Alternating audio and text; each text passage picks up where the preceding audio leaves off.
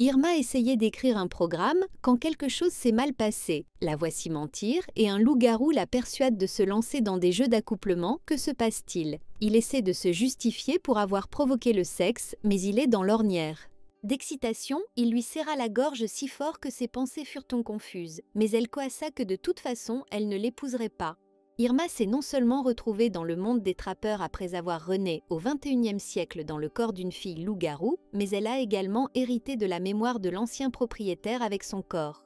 Combien de fois a-t-elle tenté de se suicider, voulu se pendre, se noyer? Les autres filles de la tribu se sont moquées d'elle, bruyamment, et quel genre d'homme regarderait même ce ridicule?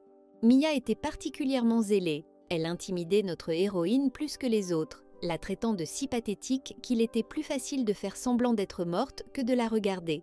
Combien de fois ce mois-ci avait-elle déjà tenté de se suicider? Les filles loup-garou parlaient entre elles, mais même si elles s'en lassaient vite, Irma ne pouvait pas mourir. Même avec les amanites mouches, cela ne fonctionnait pas. Peu importe combien je mâchais, la mort ne venait pas.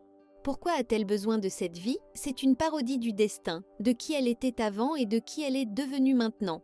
Irma était furieuse, la colère et la rage l'envahissaient. Au XXIe siècle, elle était une programmeuse cool. Et qui est-elle maintenant? Coincée dans le corps d'un faiseur de bêtes? Sa tête lui martelait, elle devenait folle, l'ancien moi de sa personnalité précédente se mêlait aux sentiments et aux instincts de l'ancien propriétaire de ce corps.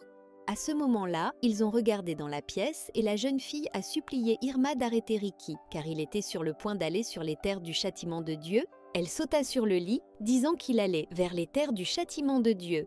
Ces terres sont un lieu de rédemption pour tous les trappeurs ayant commis des méfaits, et la fleur de l'esprit des glaces y pousse. Si quelqu'un parvient à l'obtenir, le dieu bête pardonnera même l'erreur la plus monstrueuse. Mais cet endroit est très dangereux. Presque personne n'en revient. Tout le monde a essayé de dissuader Ricky d'y aller. Il n'a aucun péché à expier. Tout est de la faute d'Irma. L'aîné a également persuadé le meilleur guerrier de la tribu de rester. Irma est une femme en bonne santé, alors pourquoi ne devrait-il pas l'épouser? Il a dit qu'il ne voulait pas écouter les négociations sur le mariage, comme Irma est apparue, déclarant qu'il envoyait sur ses terres, ou quoi? Quel visage il a? Pensa la jeune fille, il n'est pas étonnant que l'ancien propriétaire de son corps ait tenté de se suicider à cause de lui. Mia a sauté et a attaqué Irma et a commencé à l'accuser d'avoir presque causé la mort de Ricky.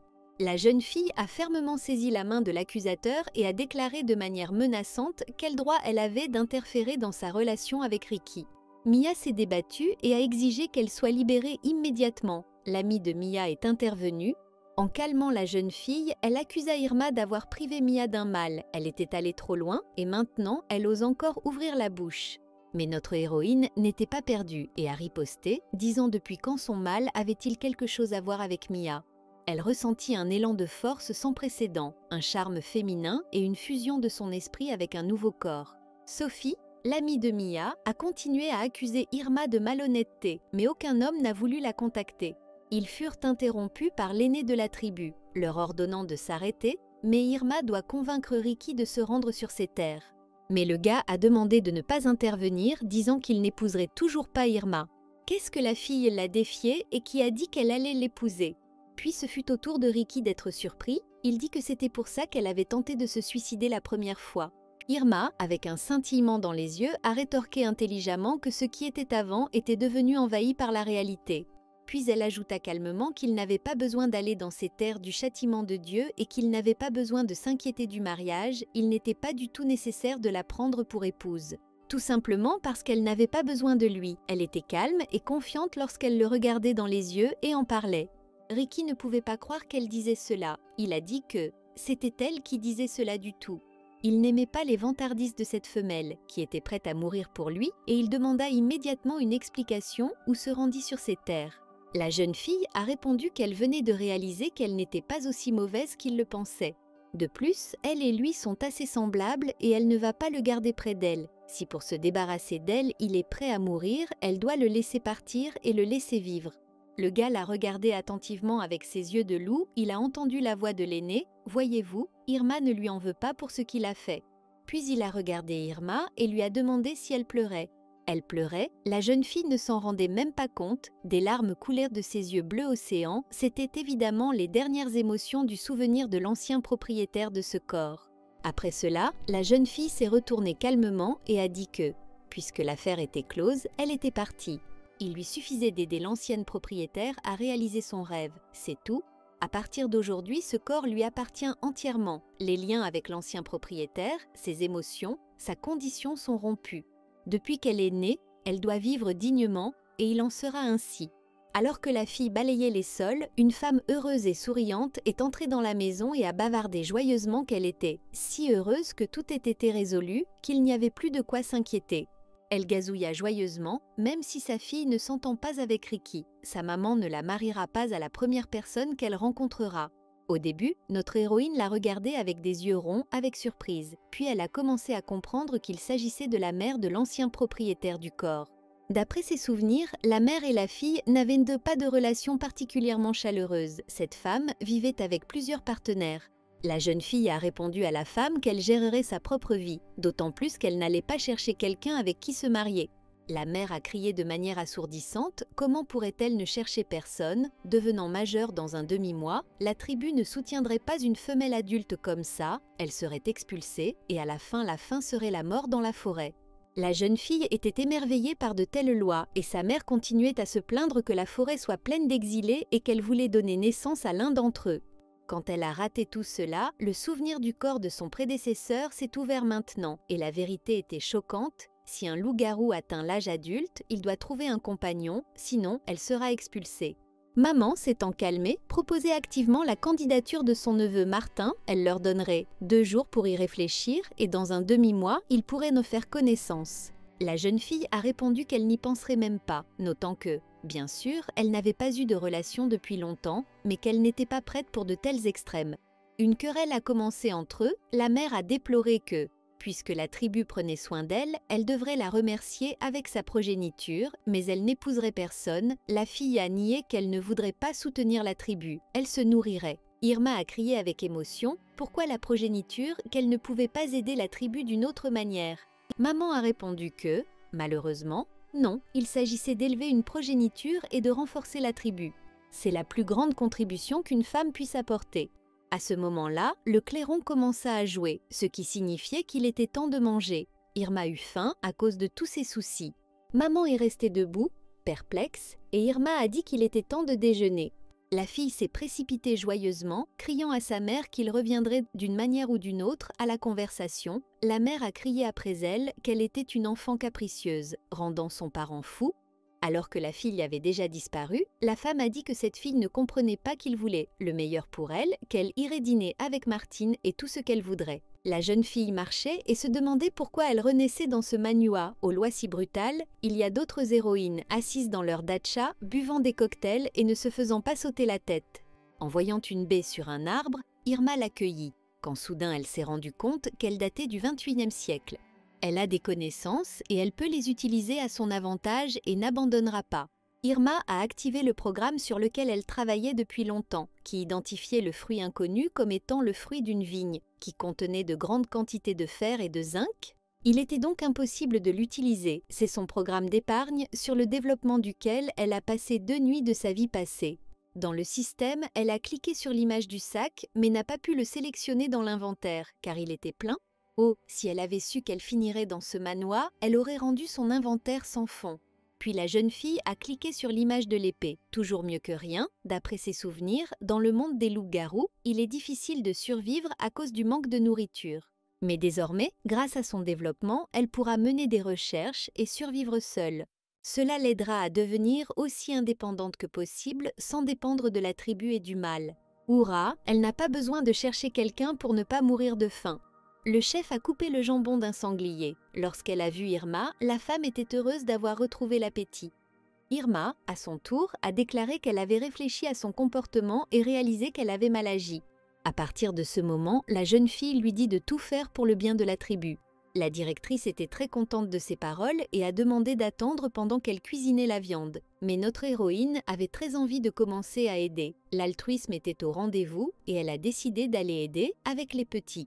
Quand elle est arrivée, elle y a vu sa mère, Mia et Sophie, ainsi que d'autres filles. Elles l'ont regardée avec méfiance et moquerie. Et Mia a laissé échapper avec un sourire « Pourquoi est-ce une telle générosité ?»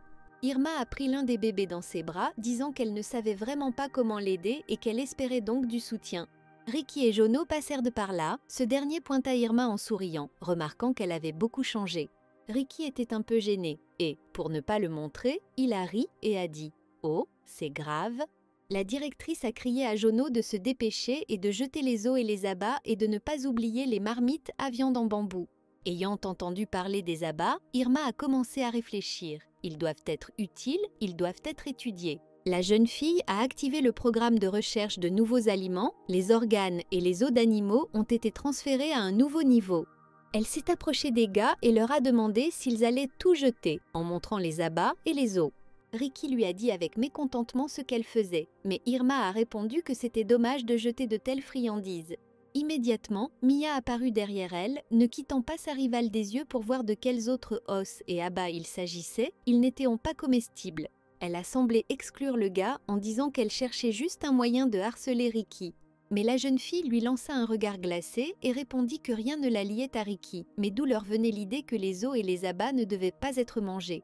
Mia s'est énervée et a crié qu'elle n'était pas stupide, que les organes internes puaient et qu'il n'y avait pas de viande dans les os. Si ce n'était pas le cas, alors elle lui donnerait une part de sel pour un mois. « Ah, dit Ingrid, personne ne t'a tiré la langue, défi accepté. » La jeune fille prit un panier et marcha avec Jono, jetant par-dessus son épaule qu'elle attendrait une portion de sel pour un mois. Sophie a murmuré avec effroi à son amie qu'Irma avait l'air si confiante, et si on pouvait vraiment les manger. Mais Mia a dit que c'était du bluff, elle veut juste attirer l'attention de Ricky, c'est tout. La colère et la haine envers Irma, ainsi que le fait que les gars faisaient attention à elle, obscurcissaient son esprit, toutes ses pensées étaient occupées à faire en sorte que tout le monde déteste Irma. Jono posa le panier d'abats au sol. Irma a expiré et a remercié avec un sourire le gars pour son aide. Sans lui, elle n'aurait pas pu tout porter elle-même. Le jeune homme sourit gentiment et répondit qu'il était heureux de l'aider, même s'il ne savait pas ce qu'elle faisait. Mais il croit en elle et qu'elle saura achever ce qu'elle a commencé. Irma rougit à ces mots. Elle tourna timidement la tête, faisant semblant de lisser ses cheveux et le remercia d'avoir cru en elle. Jono la regardait avec ses beaux yeux marrons directement vers elle. À ce moment-là, une des filles passa devant eux, portant une brassée de champignons, en se lamentant que chaque printemps, tant de ces champignons poussent qu'il faut s'en débarrasser. Irma regardait la jeune fille, pensant à quelque chose, quand elle courut soudain après elle. Elle lui a crié de ne pas jeter les champignons, ouvrant ainsi un programme en elle. D'où le nom des champignons. Il s'agit d'un type de champignon de la famille des champignons, recommandé à la consommation. Super, elle les utilise en cuisine et a crié à la fille si elle pouvait les lui donner. Elle a été surprise par une telle envie pour ces champignons, mais en les donnant, elle a averti Irma de ne pas les manger, alors Dani les a mangés et a commencé à saigner. Irma, brillante comme le soleil, pressa les champignons contre sa poitrine, assurant à sa sœur qu'elle ne mangerait pas. Mia la regardait, elle n'aimait clairement pas une telle pression et une telle confiance en elle, et si elle réussissait vraiment, Irma a demandé à Jono de l'aider à écraser les os, il a accepté volontiers, lui demandant pourquoi elle avait besoin de champignons. Avec un clin d'œil narquois, la jeune fille répondit que ces champignons ne sont pas toxiques. Elle en préparera une délicieuse soupe aux os, il appréciera lui-même le goût incroyable.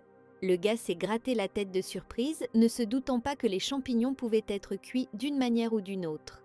La soupe était prête, un arôme incroyable s'en dégageait, les os ajoutaient une richesse satisfaisante. Irma a décidé qu'il était temps d'essayer sa création, mais avant d'avoir eu le temps d'en apprécier le goût, elle a entendu des voix et des bruits de pas. Mia a amené d'autres personnes, dont sa mère et le chef, en criant qu'Irma voulait encore se suicider, en montrant la cuve de soupe.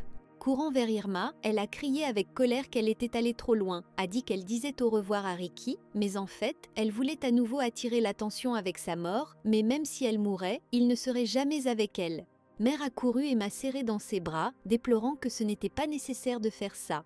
Irma a essayé de calmer sa mère en disant qu'elle ne ressemblait pas à une personne qui voulait se suicider, que ces champignons n'étaient pas toxiques.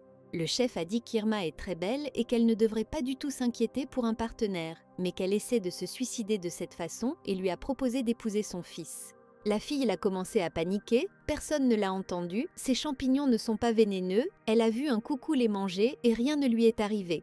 Jono s'est avancé et a dit qu'il croyait Irma, qu'elle ne s'empoisonnerait pas comme ça, et en plus, il a vu comment elle préparait la soupe, qui a l'air super et sent très bon. Irma a regardé le gars et elle était très heureuse qu'au moins il soit le seul à ne pas devenir fou avec tout le monde. L'aînée s'approcha de la cuve, l'odeur était vraiment délicieuse, mais elle n'osait toujours pas essayer. Alors Jono s'approcha résolument, prit le bol et dit qu'il prouverait lui-même que la soupe était comestible. 10 minutes se sont écoulées, le chef, sans le quitter des yeux, a dit que le coucou avait déjà chanté 5 fois, comment il se sentait. Le gars, souriant et regardant Irma, a dit que c'était très bien, mais qu'il y avait une chose. Irma était inquiète, mais ensuite il a dit que la soupe était très savoureuse. À l'intérieur, elle pleurait des larmes de bonheur. Eh bien, ce ne serait pas savoureux pour lui, elle y a mis tellement d'efforts. Mia, agacée, lui dit que le poison n'avait tout simplement pas encore fait effet, que trop peu de temps s'était écoulé. Le jeune homme l'a insatisfaite du fait qu'elle intervenait toujours. Irma a proposé une nouvelle recette et elle doit lui dire merci. C'est le chef, dit Irma d'une voix traînante, et elle n'a pas besoin de son fils, Jono, et le chef la regarda. Le chef a demandé si c'était vraiment le cas, mais la jeune fille a ajouté avec véhémence qu'elle ne se souciait pas vraiment des sentiments de son fils. L'aîné a demandé à Jono ce qu'il en pensait.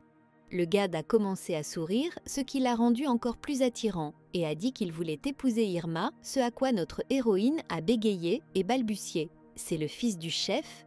Dans la mémoire de l'ancien propriétaire du corps, il n'y a aucun souvenir d'autres hommes à l'exception de Ricky. Irma a dit qu'elle ne dirait rien lorsque la préfète en chef lui a demandé ce que la fille elle-même en pensait. Mais sa mère a couvert sa bouche avec sa main et ne l'a pas laissé finir, a dit avec véhémence que cette pauvre enfant était nerveuse et disait « Dieu sait quoi ?» Ils attendaient Jono pour le dîner. Le jeune homme dit calmement et en souriant qu'il serait heureux de dîner avec eux.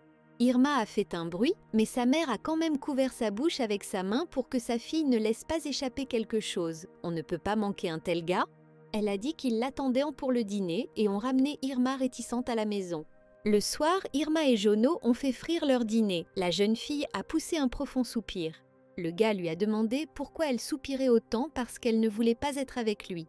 Irma l'a convaincue qu'il ne s'agissait pas de lui, qu'elle n'avait tout simplement pas d'expérience avec un homme et qu'en plus, elle ne voulait pas consacrer toute sa vie à élever des enfants. Jono a répondu « Est-ce que Ricky est vraiment meilleur que lui ?» pour le bien duquel elle a essayé de se suicider tant de fois, mais il a ressenti la douleur pour elle. Non, elle a convaincu le jeune homme qu'il était merveilleux, mais avait-il vraiment besoin d'une femme avec une telle réputation?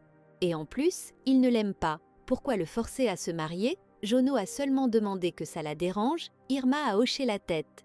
Puis il l'a traité de stupide et lui a assuré qu'il l'aimait bien, que c'était pour cela qu'il voulait se marier, et non pas parce qu'il y était forcé. Irma ne s'y attendait pas du tout.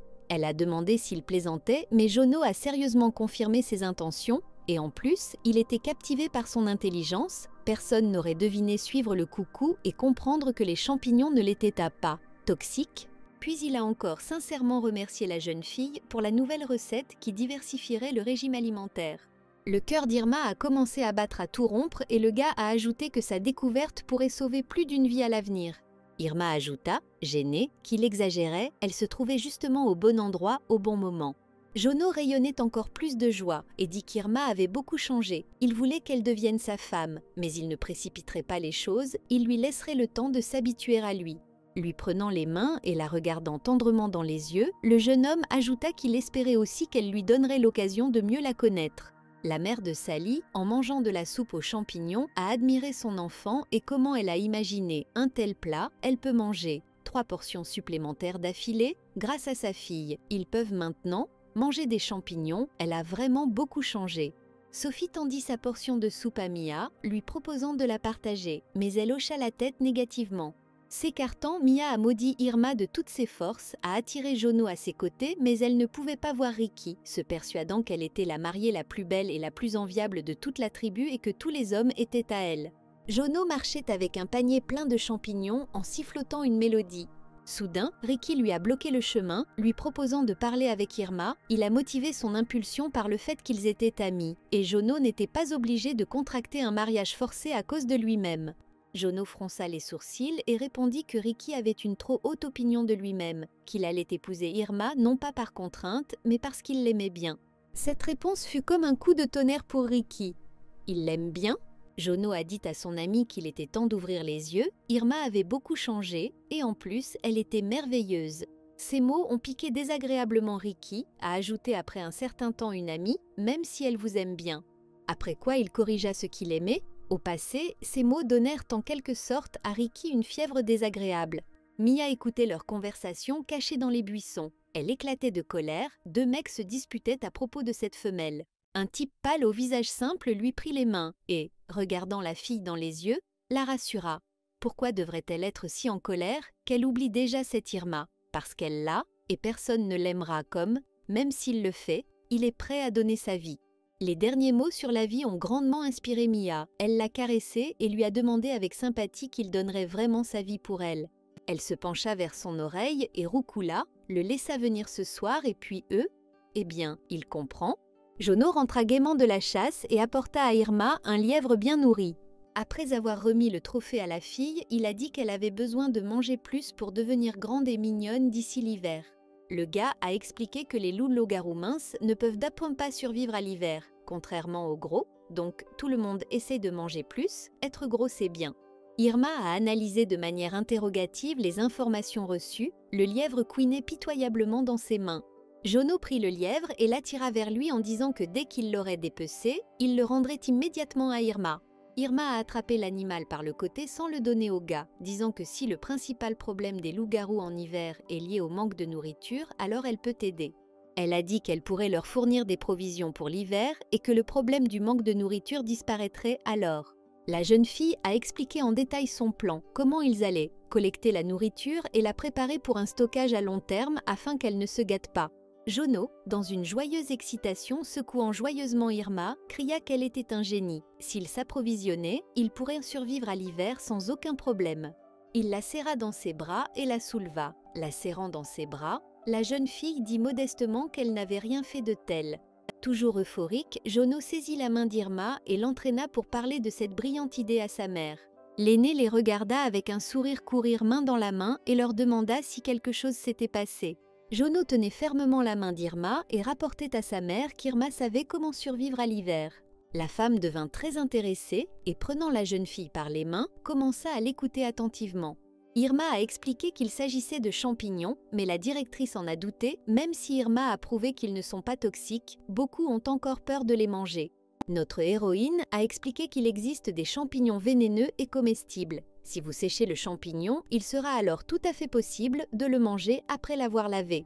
L'aîné pensivement dit que cela pourrait vraiment être leur salut, et Jono rapporta avec joie qu'Irma sait distinguer les champignons comestibles des champignons non comestibles. Ils peuvent envoyer les gars ramasser des champignons qui peuvent nourrir la tribu. La femme, à son tour, est d'accord avec les jeunes, disant qu'Irma a beaucoup aidé la tribu et qu'ils devraient la remercier. Irma, en rougissant, répondit que ce n'était rien, puis nota qu'elle savait conserver la viande. L'aîné s'est redressé, mais ce n'est pas une blague. La jeune fille a expliqué qu'elle savait préparer de la viande séchée qui durerait jusqu'à l'hiver sans aucun problème.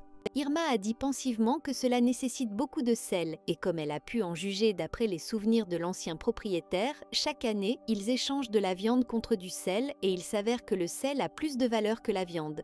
La femme a assuré à la jeune fille que s'il pouvait conserver la viande de cette manière, elle trouverait un moyen d'obtenir du sel. Mais la viande n'est pas une affaire facile, elle a demandé à Irma de lui pardonner de ne pas pouvoir tout dire maintenant pour sa sécurité. Irma n'a pas été offensée du tout. Elle a dit qu'elle irait dans la forêt pour voir si elle pouvait trouver autre chose de comestible, puis la mère de Jono a invité son fils à l'accompagner, car c'était dangereux dans la forêt. Notre héroïne réfléchit un peu. Elle et Jono ensemble, bien sûr, ça ne les dérange pas. Le gaz expira et commença à se transformer en sa vraie forme. Une minute plus tard, un énorme oiseau se tenait devant Irma. Cela lui a fait une impression incroyable, d'autant plus que la taille de l'oiseau était tout simplement incroyable. Le converti Jono a dit « Elle est tellement émerveillée qu'elle reste sans voix. Avec lui, il s'envole en un clin d'œil. » Eh bien, notre héroïne nerveuse a grimpé sur le dos de l'oiseau, le cœur battant. Jono, s'apprêtant à décoller, lui a demandé si elle devait s'accrocher fermement, a confirmé la jeune fille, pensant à quel point ce serait cool de voler sur un aigle. Si elle le disait à quelqu'un, personne ne le croirait.